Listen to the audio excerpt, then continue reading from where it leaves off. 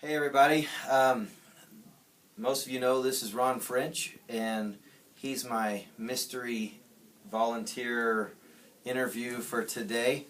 But as most of you know, his son's had the accident with the skiing, so he's visiting with him this weekend. So we're actually doing this on Wednesday night, and I want to give a chance for you to get to know him a little better. We've been talking about forgiveness for the last several weeks now. It's been 4 weeks. Today's the 5th Sunday we've been talking about forgiveness. And to wrap all this up, I wanted you to have an opportunity to see a time where somebody went through something traumatic and then had to come to grips with forgiveness after that. And Ron has been gracious to volunteer his time to be interviewed. And so before we get into the story that you're going to tell us today, tell us a little bit about what are some of the jobs that you've had over the years, some of the things that you've been involved with in the secular world, but also in the churches that you've been involved with too. Okay. I was graduated from high school, didn't know what I wanted to do. I worked as a carpenter's apprentice for a while. I wasn't too impressed with that. It wasn't my gift. And then I went to work for a company called Medical Dairies, which still exists, as a door-to-door milk salesman, milkman. That was where I saved my money when I finally decided to go to college, and ended up at Harding University. It was Harding College back then. And I, for some reason, ran around with a bunch of guys who were Bible majors who were going to preach. And I'd often go with them out to the congregations where they preached, because there were a lot of little congregations in Arkansas. Anyway, I tried to lead singing. I wasn't too good at that. And my roommate decided in his junior year that he was not going to preach anymore, and so I started preaching for a little congregation out in the woods called Antioch in Arkansas. And I preached there on Sunday mornings for 2 years while I was finishing my undergraduate work at Harding. Then to New York, where I taught school in the inner city back in the civil rights days. I'm going to tell you how old I might be. Right during the time of the riots that were going on. You guys that are younger read about in the history books, Watts in Los Angeles and Detroit, and they happened in Rochester, New York as well. From there back to Oklahoma, I went to graduate school, taught in a community college, was chairman of the business computer science department for 6 years, and decided to do something different, and ended up in farm management. And I had preached here and there, fill in for someone who was gone, doing this and that, in a number of different places. Then ended up going to work for Amoco, which is now merged with BP, British Petroleum. And was preaching off and on once in a while in a little town called Booker, Texas, just when the preacher was gone. Well, he left, and so they asked me if I would do that. And I said, well, man, I don't have any information for preaching. I'm not trained to do that. And he said, well, come on anyway. And I said, man, I'll run out of soap before I preach many times. And they had elders, and the elders said to me, well, if you run out of soap, just start over again. Nobody's going to remember anyway. Anyway, That's I did that for 4 years while I was working for Amoco, and then was transferred to Kansas. And with my family, we was worshiping in Kansas, Ulysses, Kansas. And then I preached at a little place called Holly, Colorado. They just had Sunday morning services because they came from quite a distance in a rural area, and I preached there for nearly 4 years, and then just got involved, and then got involved more so with the congregation in Ulysses, Kansas, served as an elder there for a time, was transferred from there to Wyoming and then to West Texas, and that sort of thing. So I worked in the oil patch. I did a lot of different things over the years, and I'm still doing that, and that's why I happen to be in Aztec, New Mexico right now, doing safety consulting work for BP, working with their contract people, and teaching Bible class and doing those kinds of things, which I thoroughly enjoy. Anyway, that's what's brought me here. I was going to be here a few months, and that's been 4.5 years now. So Well, you just never know. we're very glad you're here. And you served as elder for how many churches? 2 different congregations, the congregation in Ulysses and the one in Midland, one of the ones in Midland, Texas, North A in Tennessee, was an elder there for a period of time until we were transferred away from there. Sure. And that actually wasn't transferred, I retired and moved to Southwest Oklahoma, where the Tipton Children's Home is. And that's where we live today. I haven't been there much the last few years. But Yep. That's okay. And that's where your wife is, right? Most of the time. She's in Denver right now with her son. Right. And she was out here for a full year or better, a year ago. But she's got some quilting to catch up on, so everybody Yep. here knows about that. Well, like I said, we're very glad you're here. This church wouldn't be the way that it is if it wasn't for you and for your wife, and so we're glad that you've been a part of the Aztec Church of Christ for so many years in your time here, the months that ended up being years, you know. Lately, we've been talking, and you've told me about a story. We were talking about this idea of forgiveness. Before we get into the results of this story, tell us a little bit about this event that you and I have talked about. Tell us when it happened, where it was, and what it was that went on. This is a significant event in your life, and I just want us to know a little bit more about this scenario. Well, we lived in Booker, Texas. I was preaching for the congregation there, and my kids were all still at home. My oldest son wanted to go down to the lake, which was south of town, to fish and camp out overnight. I didn't want to because we'd had company come in, but I went and took him, and we had a good time. And on the way back from that day, on the way back to the house, I made a pretty serious mistake. It was the fall of the year, and I was in a bit of a hurry, and I opted to slow down and look and not stop at a stop sign. That was a bad decision. Don't do that. Anyway, there was a vehicle coming from the west. I was going north, and it just clipped the back of his pickup. But it was in such a way that it sent it into a roll.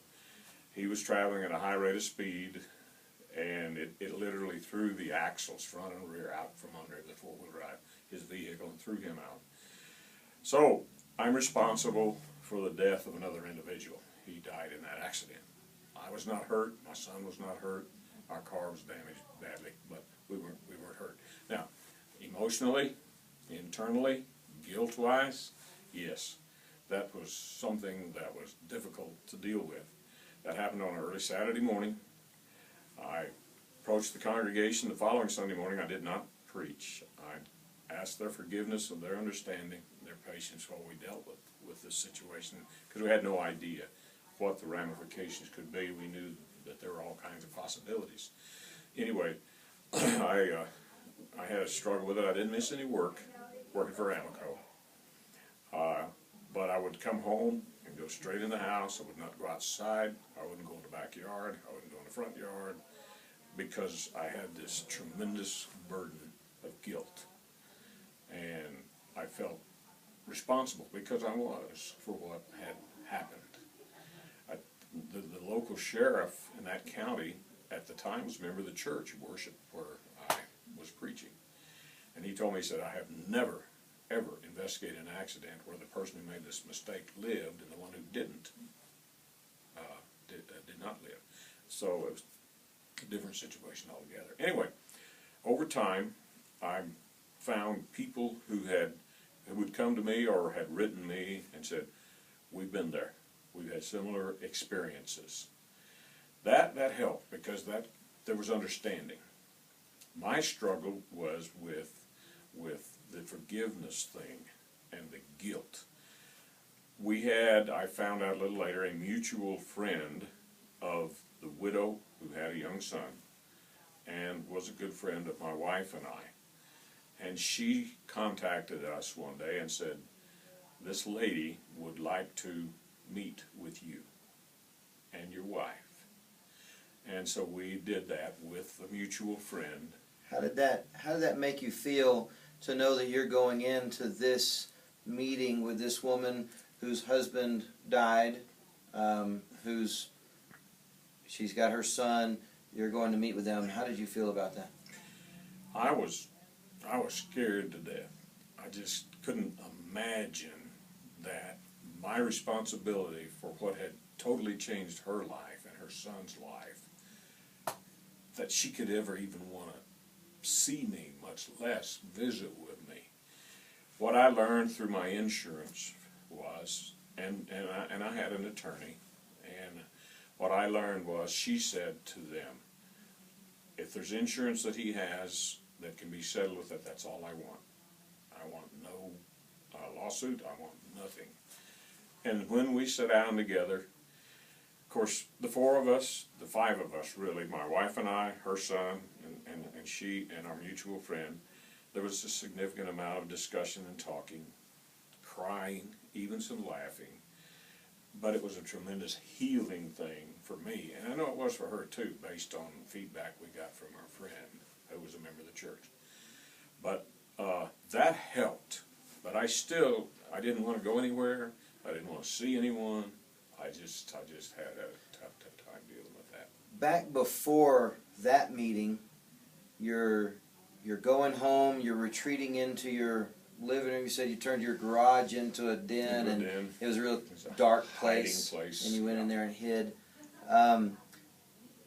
You told me about an incident that happened before when you had to go to a different town. Could you tell us about that? This is during the time that you're hiding away, just still entrenched in this unforgiveness of yourself, this shame of what you've done. Tell us about that. As time went by, more people came forward and said, you know, you're not the only one that's been down this road. My wife was real insistent that I quit this hiding, and that we, in this particular case, we go to this town, which was 16 miles away. She wanted to go to this movie. We took the kids and we went. I didn't want to go because I was afraid that I would see this person. And lo and behold, as she and her son was leaving, we were coming in, and there she was. Oh, such a, it just brought this whole thing all the way back again. It brought it all back again, and it was almost like devastating. But we got through that, and moved on. And I knew about her, and he had his own business, and she continued to run that business. Very, very fine people. But that was a terrible thing to deal with. I gradually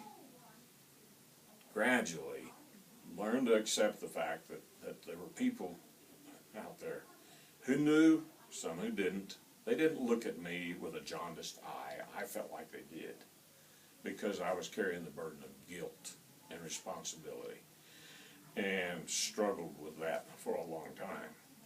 You have to learn, first of all, to accept her forgiveness and extend your apologies and ask for forgiveness, and be willing to incorporate that into your thinking.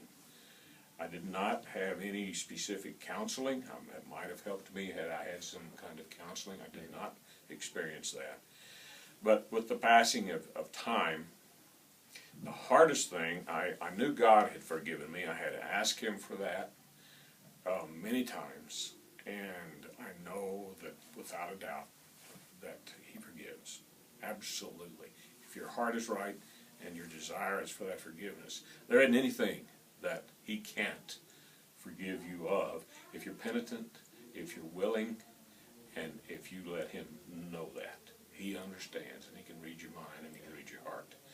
The most difficult thing was personal forgiveness and removing the guilt.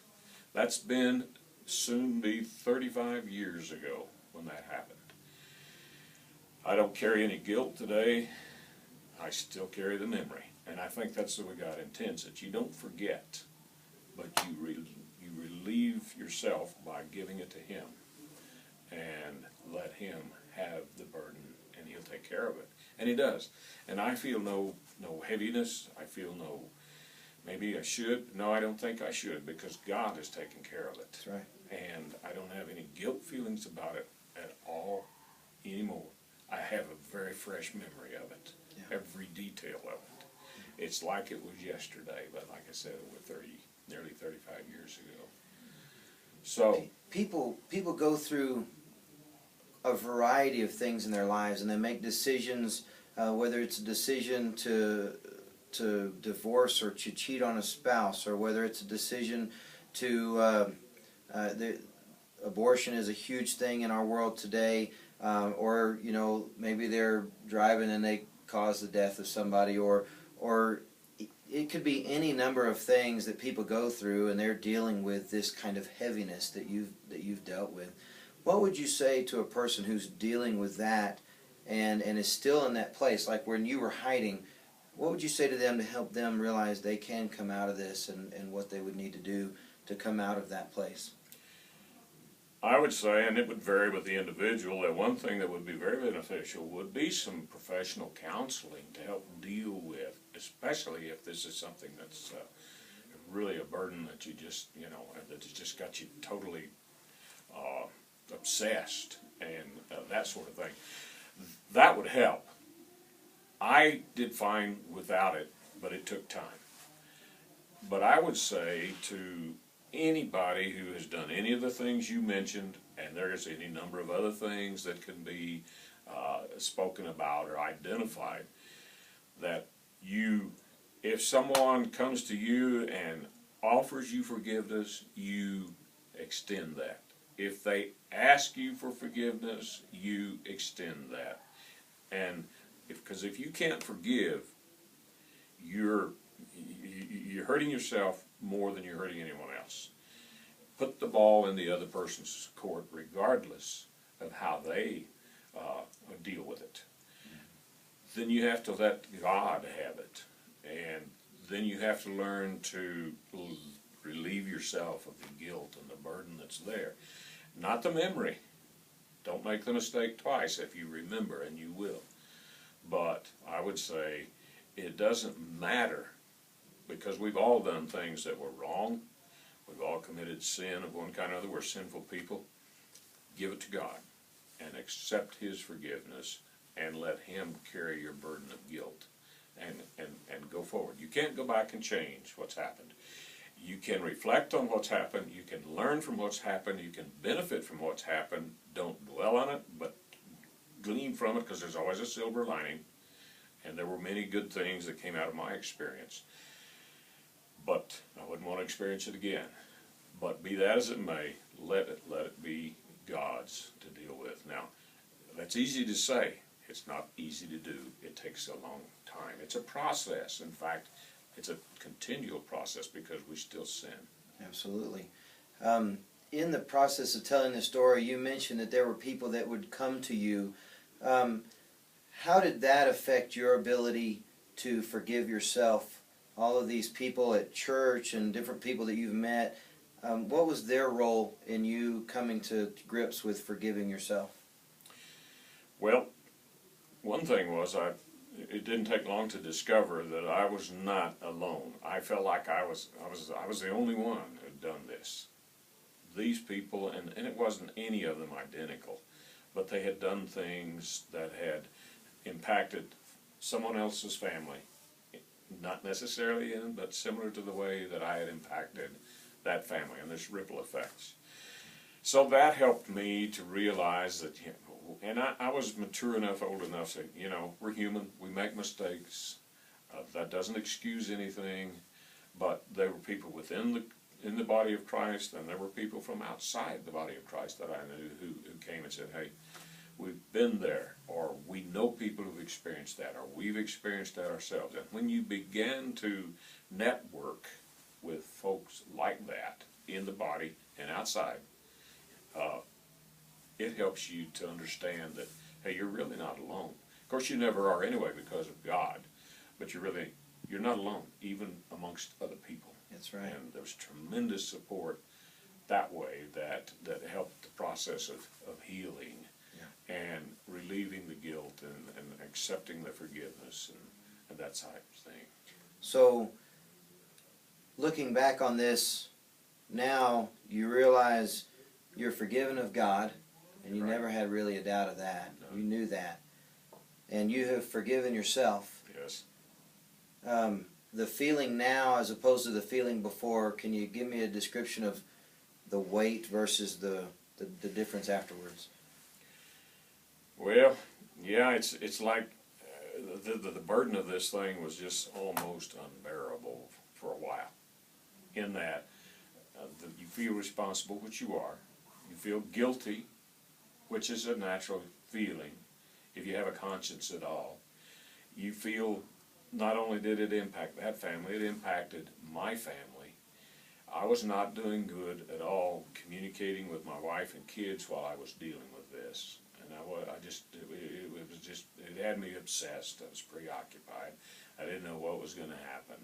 I didn't know which direction this thing could, because I'll tell you in all honesty, even to this very day, if that woman, that widow, had been a vengeful type person, I could probably well be still paying for that 30, 35 years later. Once with the experience of letters and calls and contacts from people in the church and out of the church, and finally reaching a point where I can say, yeah, I'm guilty, I'm responsible, but God has forgiven me. I can forgive myself, I can get on with life, I can get back with my family. It was like a ton of lead removed from your shoulders. And at the same time, I've said this about a number of things that I've experienced, my wife has experienced, and others, and probably you too. When you survive those kinds of things with God's help, put it in His hands, you're a better person on the other side. You also now have the capability to deal with others who may have similar experiences and help them to go through those things. He comforts us in our time of trouble so that we can in turn comfort those who have gone through similar circumstances. That's what 2 Corinthians chapter 1 says. Ron, I really appreciate your honesty to all of us, to let us know a little bit more about who you are. I really appreciate that you never gave up on God and that you're still ministering. You minister to all of us. You minister to me, and I praise God for you. And I'm glad that you were involved with a church family that loved you, with people who encouraged you, and you're still encouraging us today. So Ron, I really appreciate your words, and God bless you. Whatever the benefit or whatever the advancement of the body, it's all to the glory and honor of God.